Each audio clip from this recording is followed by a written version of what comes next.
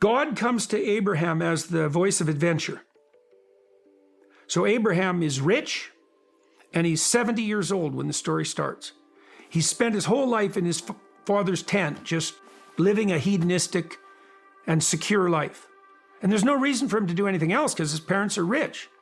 But God comes along and says, get the hell out of your zone of security. Leave your parents, leave your tent, leave your community, go out into the world. And Abraham agrees. He commits to it.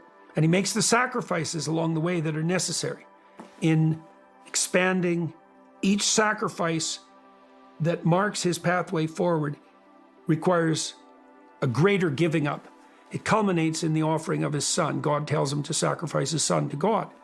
And so that's the culmination of the sacrificial process. But God makes Abraham a deal. It's such a cool deal. This is such a wonderful thing to understand. So imagine there's an instinct in your child that causes that child to push himself beyond his limits and to develop, to become mature, to become independent. Imagine that you foster that as a father, right? So you'll challenge your child because you want him to be able to bear the weight of existence by himself, but more than bear it, to bear it in an adventuresome manner. God comes to Abraham as the call of the spirit of adventure, and he makes Abraham a deal. He said, if you abide by the spirit of adventure wholeheartedly, and you make the sacrifices that are necessary, no matter what they are, you'll be a blessing to yourself. Your name will become renowned, so you'll have a reputation. You'll establish something permanent that's good, and you'll do it in a way that's good for everyone else. And that's all aligned with that spirit of adventure. Now that's a good deal.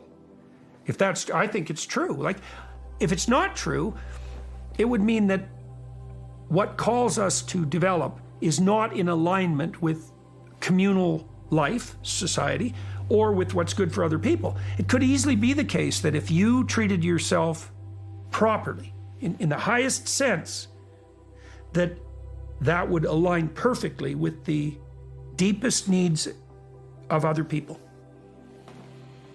And that's that divine harmony that is on offer on the religious side of things. That's associated with what's good. This content isn't for everyone, but if you want more Christian content in your feed, subscribe and drop a like. May God bless you.